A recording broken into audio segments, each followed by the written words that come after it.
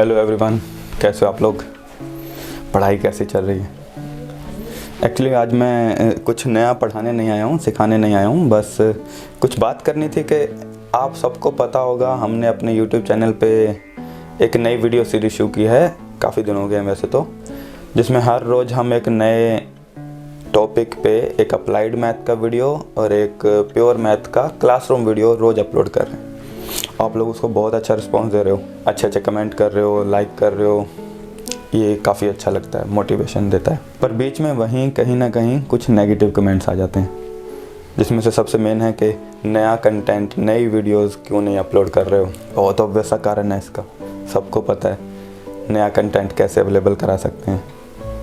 पर जहाँ तक उन वीडियोस की बात है, इसका शायद हम ये नहीं क्लियर कर पाए आप लोगों तक कि हमने ये सीरीज़ क्यों शुरू की।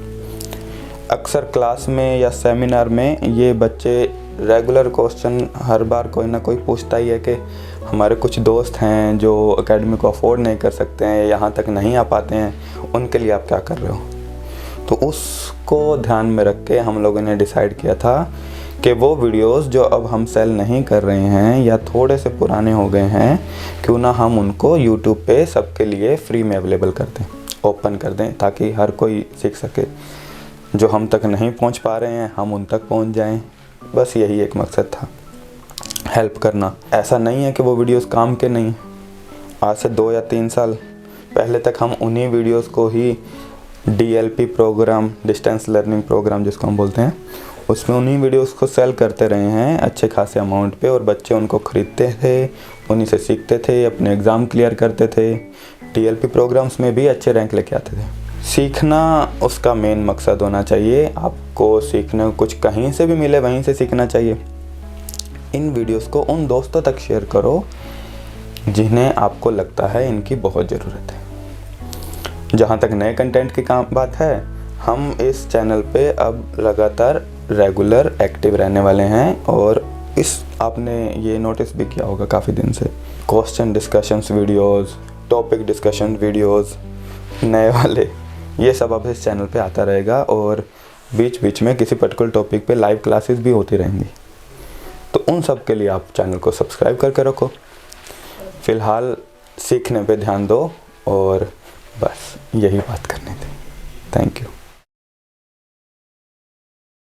देखो, यहां तक मुझे अभी हम जो भी हमने डिस्कशन किया वो होमोजीनियस, नॉन होमोजीनियस और उनके सॉल्यूशन पे डिस्कशन कर रहे हैं।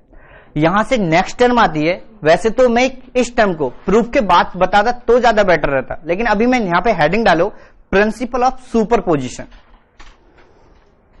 Principal of superposition.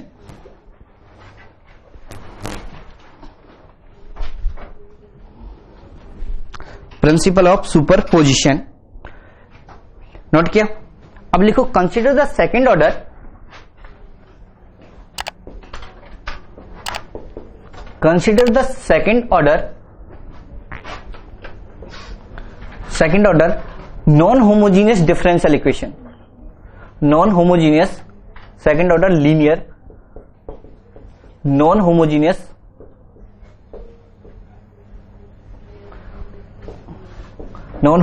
differential equation क्या होती है? इक्वल टू में क्या मिलेगा? QX। तो हमने कंसीडर किया, कंसीडर द nth ऑर्डर। तो हमारे पास इक्वेशन गिवन है a0x y की power double dash plus a1x y dash plus a2x y equal to qx। Define for all x belongs to close interval a comma b, या फिर कुछ कहीं पे भी डिफाइन कर लेते हैं। और जो भी इंटरवल है उस इंटरवल में a0x क्या नहीं होना चाहिए? Not equal to 0 for all x के लिए, फॉर ऑल x के लिए। और कंडीशन क्या है? a0x और a1x a2x आर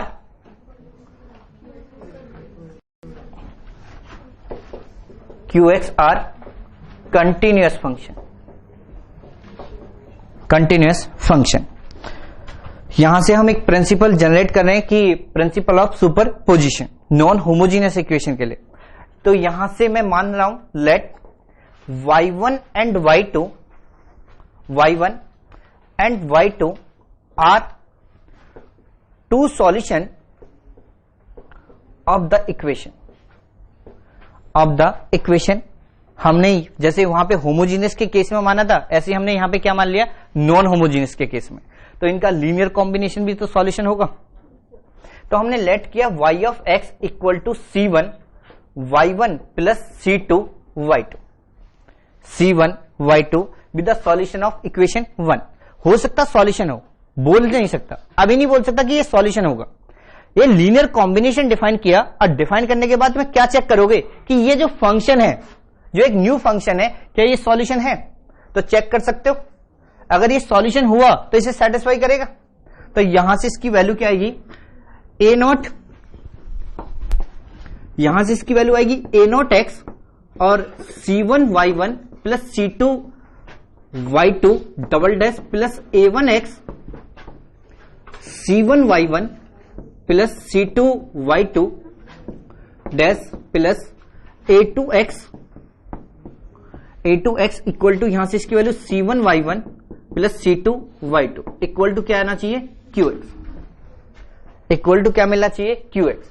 तो यहां से इसका डेरिवेटिव C1 और C2 के कोएफिशिएंट कंसीडर कर सकते हो, सेपरेट कर सकते हो। C1 इक्वल टू, यहां sorry C1 into A naught X y1 double dash plus A1 x y1 dash plus A2x y1 plus C2, यहां से C2 की वैल्यू मिलेगी C2 A naught X y2 double dash plus A1 x y2 dash plus A2x y2 equal to क्या आएगा, QX।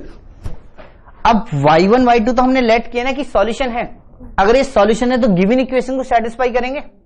और इस expression की value, जो ये एक्सप्रेशन, इसकी वैल्यू क्या मिलेगी, QX, और इसकी वैल्यू क्या मिलेगी, QX।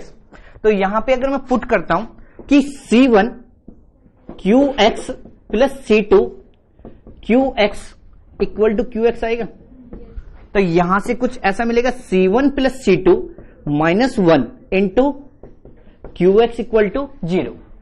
या तो ये 0 होगा या फिर ये 0 होगा, आइदर दिस 0 और, तो यहां से मैं इंप्लाइज कर सकता हूं C1 plus C2 minus 1 equal to 0 if, कब, जब QX क्या होगा, नॉट इक्वल टू 0। तो यहां से एक रिलेशन मिला ना, अगर QX नॉट इक्वल टू 0 है, सपोज करो QX क्या है, नॉट इक्वल टू 0, तो जो गिवन डिफरेंशियल इक्वेशन है वो कैसी है, नॉन होमोजीनियस। तो नॉन होमोजीनियस इक्वेशन है, तो इसका मतलब क्या हुआ, C1 plus C2 equal to 1, यानी कि C1 प्लस C2 का सम क्या आना चाहिए, 1 आना चाहिए। इसका मतलब क्या हो गया, जो ये लीनियर कॉम्बिनेशन है नॉन होमोजीनियस इक्वेशन का सॉल्यूशन कब बनेगा, जब C1 प्लस C2 का सम क्या मिल रहा होगा, 1।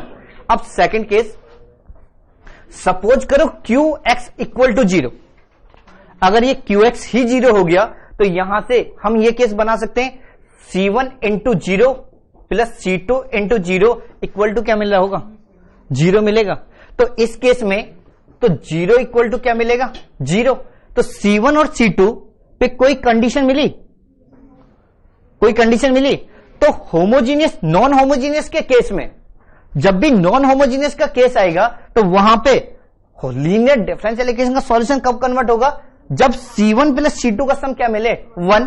और होमोजीनियस के केस में कुछ भी हो सकता, यानी कि जो भी लीनियर कॉम्बिनेशन होगा वो सारे के सारे क्या होंगे, सॉल्यूशन होंगे। और वो अभी थोड़ी देर पहले डिस्कशन कर रहे थे y1 y2 y3 with the solution, तो उनका लीनियर कॉम्बिनेशन भी क्या मिल रहा था, सॉल्यूशन मिल रहा था या नहीं मिल रहा था। यहां तक तो कोई प्रॉब्लम नहीं। तो यहां पे स्टेटमेंट लिखो, ये नोट करो और एक स्टेटमेंट लिखो।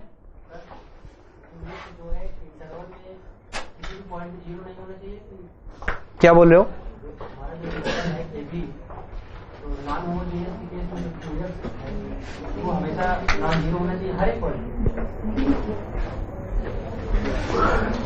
अगर वो 0 भी हो जाए तो क्या इफेक्ट पड़ेगा, होमोजीनियस हो जाएगा। तो QX से इफेक्ट नहीं पड़ता, इफेक्ट पड़ता है कि लीनियर के ऑर्डर से जो हाईएस्ट डेरिवेटिव का जो कोफिशिएंट है वो नॉट इक्वल टू 0 होना चाहिए। और उसका रीजन भी है, अभी डिफाइन करेंगे बाद में। 2 मिनट और रुक जाओ, आने दो प्रूफ पे, तो जहां पे वो कंडीशन आती है ना, क्यों आती है वो बाद में डिफाइन कर देता हूं। क्यू एक्स पे कोई प्रॉब्लम नहीं होती है, कंटिन्यूस होना चाहिए। जीरो पे क्या प्रॉब्लम है, जीरो आ भी जाए तो ठीक है। तो स्टेटमेंट लिखो, if differential equation is homogeneous, if differential equation is homogeneous, differential equation is homogeneous, then every linear combination, differential equation is homogeneous, then every linear combination is also a solution, every linear combination is also a solution. But in case of non-homogeneous, but in case of non-homogeneous, sum of coefficient should be 1. But in case of non-homogeneous, sum of coefficient should be 1. तो first example लिखो इसके ऊपर। First example में लिखो y triple dash plus P X Y double dash plus Q X Y dash plus y equal to y into R X equal to y into R X for all x belongs to close interval a comma b, close interval a comma b, where px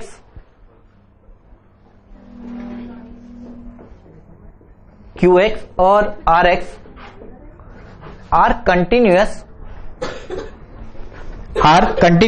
then sir ये RHS में क्या लिखा है? y into R function of R X. तो क्या problem है, मैंने लिख दिया तो अभी क्वेश्चन कर लो ना क्या प्रॉब्लम है, क्या पता y हो। तो फर्स्ट ऑप्शन लिखो 1/3 y1 plus 1/3 y2 plus 1/3 y3 is also a solution. Second option 2/3 y1 minus 1/3 y2 plus 1/3 y3 is also a solution. Third case 2y1 minus या फिर 3y1 minus y2 minus y3 is also a solution. और fourth option y1 plus y2 plus y3 is also a solution. क्या solution ही होंगे? Obvious है कि अगर linear combination का डिस्कशन करें तो या तो मेंशन करूं let y1 y2 and y3 be the solution of the differential equation.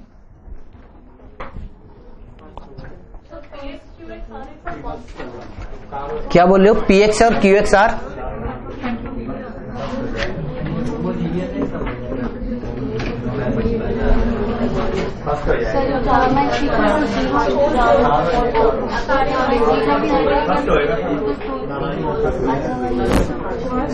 देखो सारे बताएंगे, अब पर्टिकुलर किसी से पूछेंगे तो कोई नहीं बताएगा।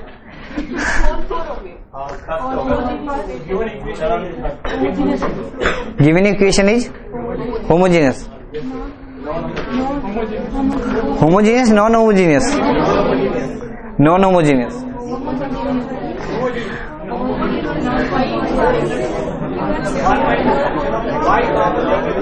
चलिए होमोजीनियस बताना कितने लोग हैं होमोजीनियस और नॉन होमोजीनियस।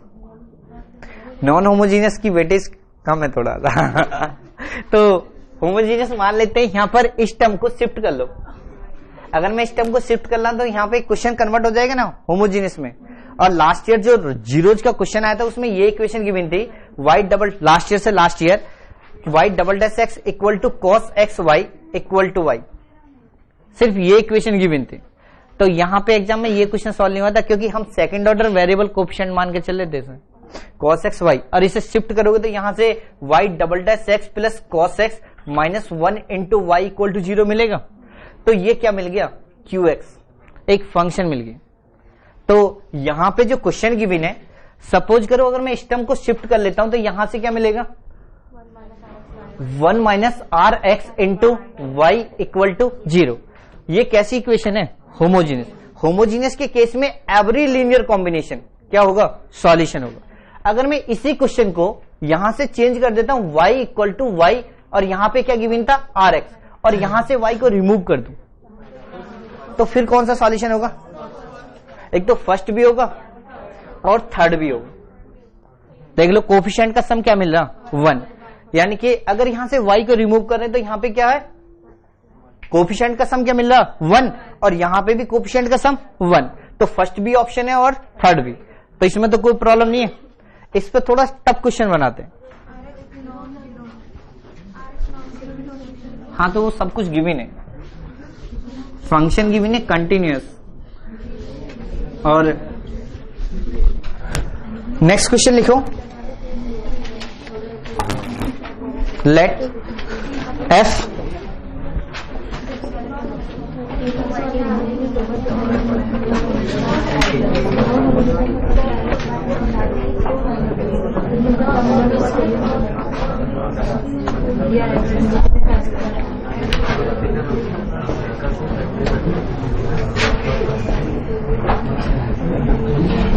लिखो F X Y Y dash Y की power n equal to Q X be the nth order linear differential equation, nth order linear differential equation. If, या फिर let y1 y2 up to dot dot dot yn are n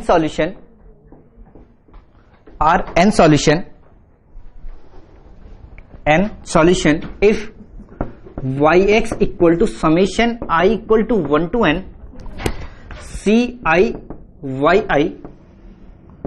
yi is also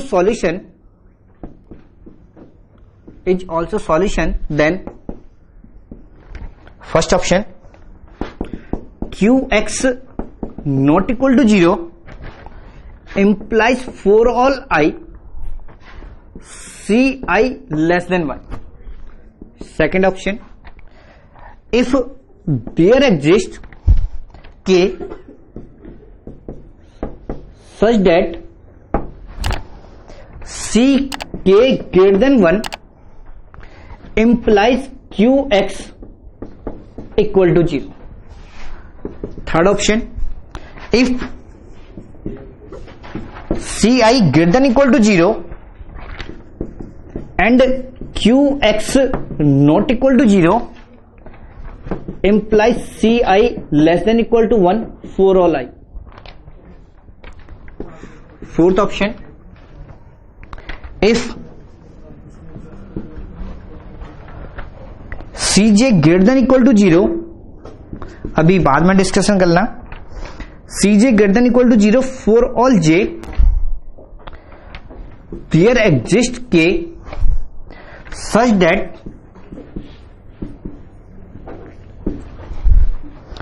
ck greater than 1 implies qx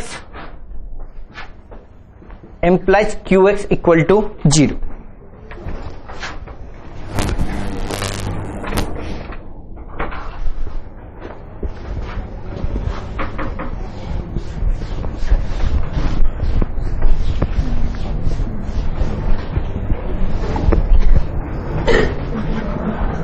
देखो discussion नहीं, solve होगा तो ठीक है, नहीं तो सॉल्यूशन तो मेरे पास है ना।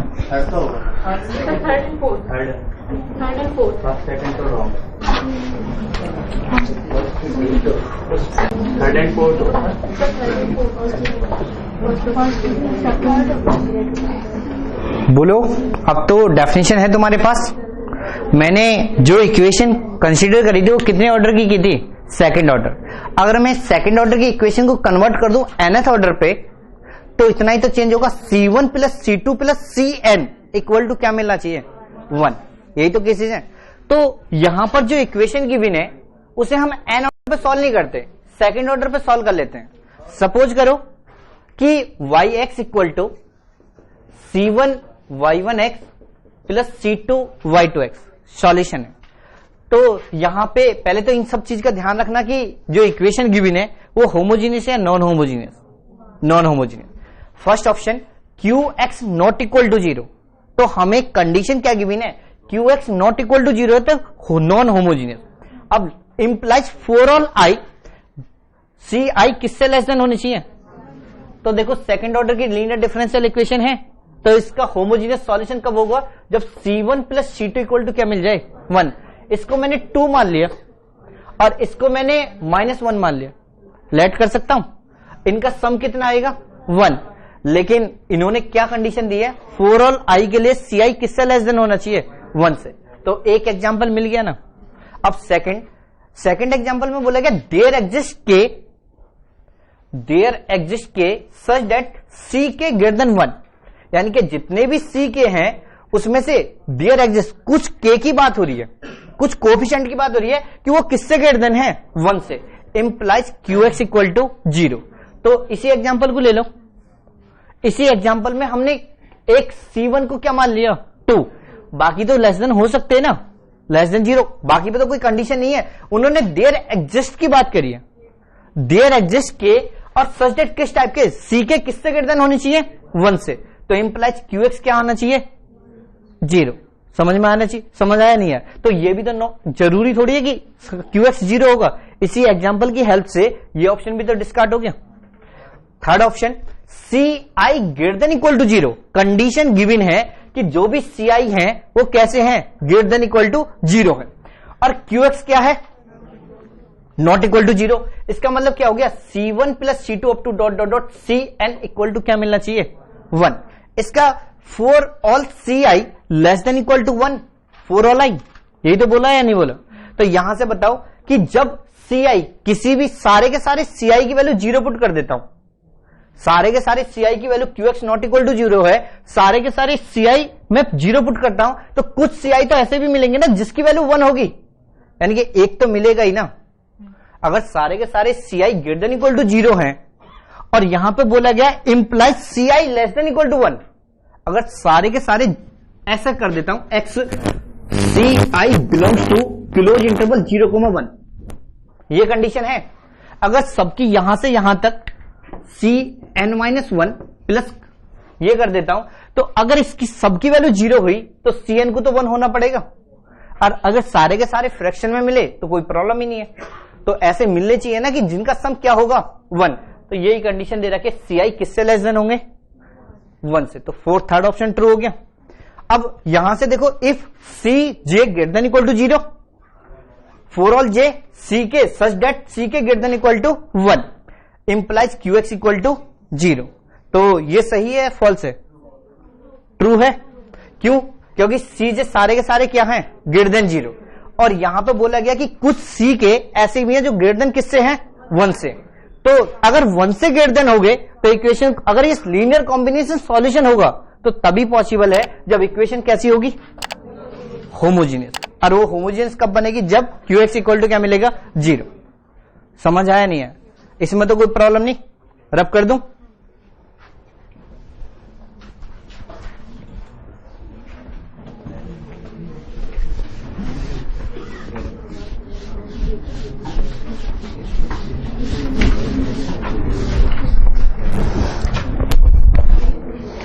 देखो इसी पे बेस एक क्वेश्चन और करा रहा हूं जो सीक्वेंस से रिलेट है, रियल एनालिसिस से, और उसके बाद में टॉपिक पाते हैं रॉस्कियन। ठीक है, लिखो let f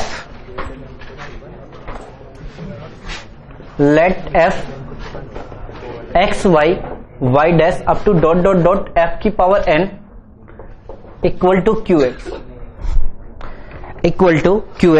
B the nth order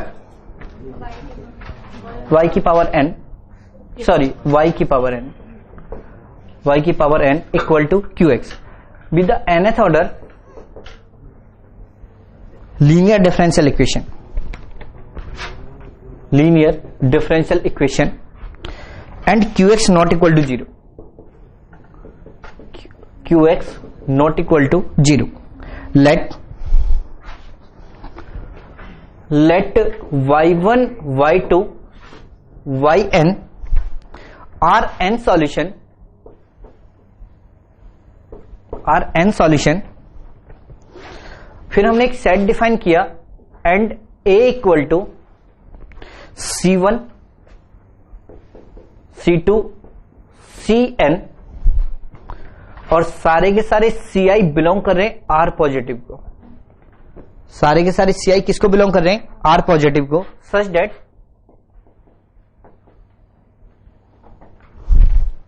for all a1 a2 an belongs to a,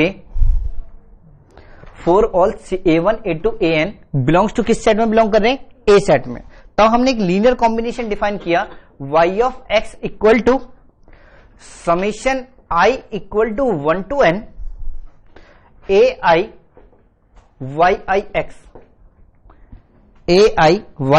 x let, फिर लेट किया कुछ, लेट अल्फा के equal to a1 plus a2 up to dot dot dot an की पावर k, बीटा के equal to a1 into a2 up to dot dot dot an की power k, और gamma के equal to ai belongs to k for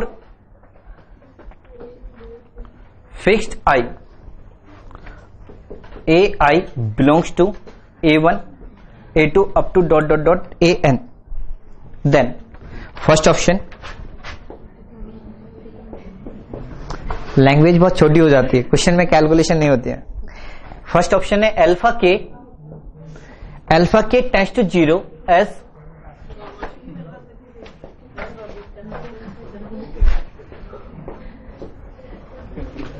second option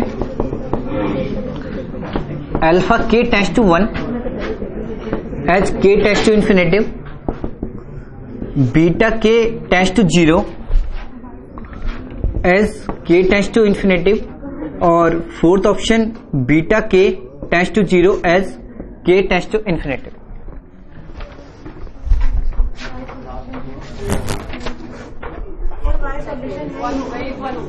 क्या last के दोनों option same है? यहाँ पे बीटा तो यहाँ पे गामा कर देते।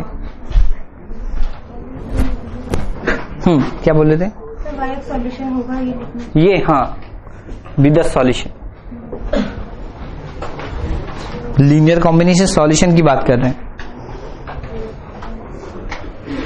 सेम क्वेश्चन है जो हमने लास्ट क्वेश्चन डिस्कस किया।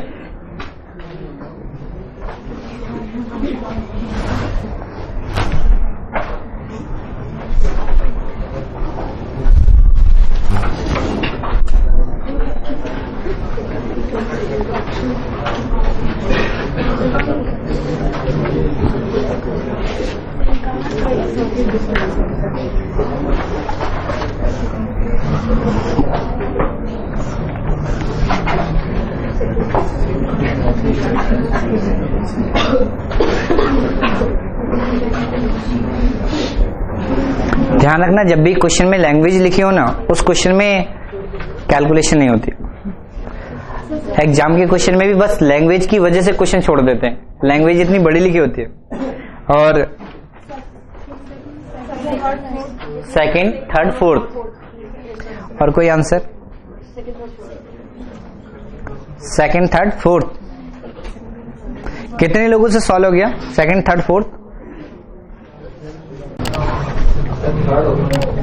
थर्ड, और कोई? सेकंड, 1 की पावर, 1 की पावर इन्फिनिटिव डिफाइन नहीं होगा, इनडिटरमिनेट फॉर्म है। थर्ड है,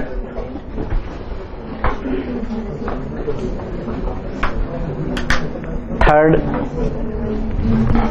चलो देख लेते हैं।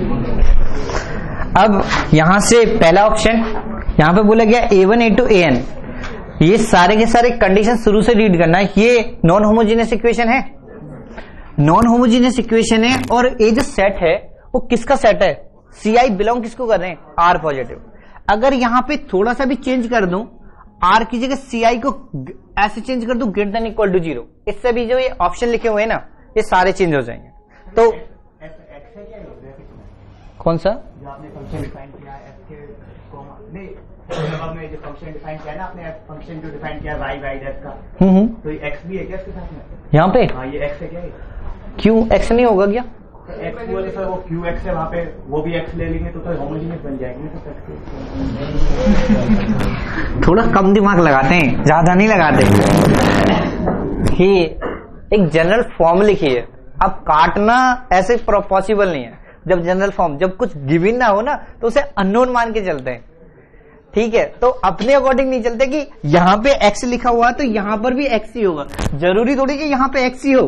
जब ये एक्स है तभी तो कैंसिल आउट होगा जब एक्स होगा, ठीक है। तो यहां इस टर्म्स में कभी एक्स आता, डेरिवेटिव किसका आता, वाई का आता, ठीक है, लीनियर हुई तो थोड़ा कम सोचते, इतना भी नहीं सोचते हैं। तो यहां पे देखो सी आई किसको बिलोंग कर रहे हैं, आर पॉजिटिव को, आर पॉजिटिव को बिलोंग कर रहे हैं। तो यहां से A1 A2 AN जो भी हैं वो इस सेट में बिलोंग कर रहे हैं, आर पॉजिटिव हैं। कभी भी किसी भी सी आई की वैल्यू क्या नहीं होगी, नेगेटिव नहीं होगी। अगर मैं y x equal to i equal to 1 to n a i y i x भी तो सॉल्यूशन मान रहा हूं, तो ये कंडीशन कंफर्म है कि ए आई ये कंफर्म है A1 plus A2 up to dot dot dot A के का सम किसके इक्वल होगा, 1 के इक्वल होगा, ठीक है। अगर मैं यहां पे अल्फा के डिफाइन करता हूं, अल्फा के इक्वल टू 1, तो 1 की पावर के कर रहा हूं, तो ये तो पहले 1 आएगा ना, लिमिट तो अभी तो ले ही नहीं रहे, पहले तो वैल्यू पुट कर रहे हैं, ठीक है। जब कोई भी पीसवाइज फंक्शन आती है तो पहले उसमें वैल्यू पुट करते हैं, बाद में लिमिट कंसेप्ट अप्लाई करते हैं। तो 1 की पावर कुछ भी कर लो तो क्या आ जाएगा, 1। अब अगर लिमिट के टेंड्स टू इन्फिनिटी करो तो ये चेंज होगा, तो आंसर क्या आएगा, तो फर्स्ट फॉल्स हो गया। यहां पर देखो बीटा के इक्वल टू गिवन है A1 A2 AN की पावर क्या गिवन है, के। सारे के सारे जो रियल नंबर हैं वो पॉजिटिव हैं। ये कब पॉसिबल है, जब सारे के सारे लेस देन किससे हो, 1 से। जब ये लेस देन 1 से है AI, तो लेस देन 1 का मतलब क्या हो गया, तो बीटा के को मैं डिफाइन कर सकता हूं, बीटा के इक्वल टू यहां पर जैसे 1/2 1/3 up to dot dot dot 1/n type का कोई नंबर आएगा। तो यहां से जो भी ये नंबर आएंगे इनकी प्रोडक्ट 1/p टाइप या 1/q टाइप लिख सकता हूं, फ्रैक्शन आएगा। 1/q की पावर कितना आएगा, k। अब जब इस नंबर की पावर करेंगे तो beta k equal to 1/k, beta की पावर k आएगा। और limit n tends to infinitive, अब बीटा क्या है, नॉन जीरो नंबर, कोई भी बीटा नहीं मानता, कोई कांस्टेंट मान लेता हूं, जैसे 2 आ गया, क्योंकि तुम्हें समझने में प्रॉब्लम नहीं हो। तो यहां पे 2 की पावर k ऐड कर सकते हो, और 2 की पावर k की k tends to infinitive apply करोगे तो 1/इन्फिनिटिव, और इसकी वैल्यू क्या मिलेगी, 0। तो second option, third option true हो गया। अब लास्ट ऑप्शन में गिवन है गामा के इक्वल टू ए आई की पावर के, गामा के इक्वल टू ए आई की पावर के फॉर फिक्स्ड आई, और आई बिलोंग किस में कर रहा, कोई भी फिक्स A1 A2 ले सकते हो। सपोज करो मैंने 1/2 ले लिया, 1/2 की पावर k करोगे तो क्या मिलेगा, इन्फिनिटिव करोगे तो 0 आएगा, नहीं आएगा। तो यहां पर भी कौन सा ऑप्शन ट्रू हो गया, फर्स्ट सेकंड थर्ड। हाँ बिल्कुल सही है, 1 ले लोगे। ये क्वेश्चन बहुत सही है कि सर अगर हमने 1 ले लिया, अगर यहां इस सेट में पहले ये देखो कि ये R पॉजिटिव है, इनका सम, जो इनका सम है वो 1 आना चाहिए। वो एक केस में पॉसिबल है जब ये सारे के सारे क्या आ जाएं, 0, और किसी भी AI को सेलेक्ट करने की 0 की चॉइस है। और यहां से अगर ये चेंज कर दूं ना, यहां पे ग्रेटर देन इक्वल टू 0 कर दूं, तो जो ये ऑप्शन लिखे ये चेंज हो जाएंगे। तो जो ये छोटी छोटी कंडीशन होती है, इन्हीं की वजह से क्वेश्चन गलत होता है एग्जाम में। जो हम क्वेश्चन के बारे में सोचते हैं, तो प्रिंसिपल ऑफ सुपरपोजिशन का कंसेप्ट समझ आ गया, इसमें तो कोई प्रॉब्लम नहीं। इस टाइप के क्वेश्चन इस पे फ्रेम होंगे, अटेम्प्ट कर लोगे। अब नेक्स्ट कंसेप्ट लिखो, रॉस्कियन। एक्स वैसे हम लिखते नहीं है इधर साइड में, बट आपने यहाँ पे लिख के बता सर, ऐसे कंफ्यूजन ये हो गया ना कि बाई चांस फाई एक्स अगर एक्स हो गया, हाँ, तो ये A1 A2 कुछ भी हो सकते हैं, तो फिर लिमिट इंफिनिटी में भी टेंड कर सकती है या फाइनाइट नंबर पे भी या 0 पे भी। पहले आप मुझे एक बात बताओ, पहले ये डिफरेंशियल इक्वेशन लिखी है y dash plus y equal to x. पहले ये बताओ, अगर मैं इसे जनरल फॉर्म में कन्वर्ट करूं तो ये हो जाएगा y एक्स y डैश आ जाएगा, इसकी फॉर्म मिलेगी नहीं आएगी, इक्वल टू क्या आ जाएगा 0। ये हम x क्यों डिफाइन करते हैं, ये जो फंक्शन डिफाइन कर रहे हैं क्यों डिफाइन कर रहे हैं इस टाइप के, क्योंकि x क्या है इंडिपेंडेंट वेरिएबल, अब y क्या है डिपेंडेंट वेरिएबल। तो यहां पर जो भी फंक्शन है ये x इंडिपेंडेंट वेरिएबल है और y क्या है डिपेंडेंट वेरिएबल है, क्योंकि जब तुम पढ़ा रहा था तब तुम आए नहीं थे क्लास में।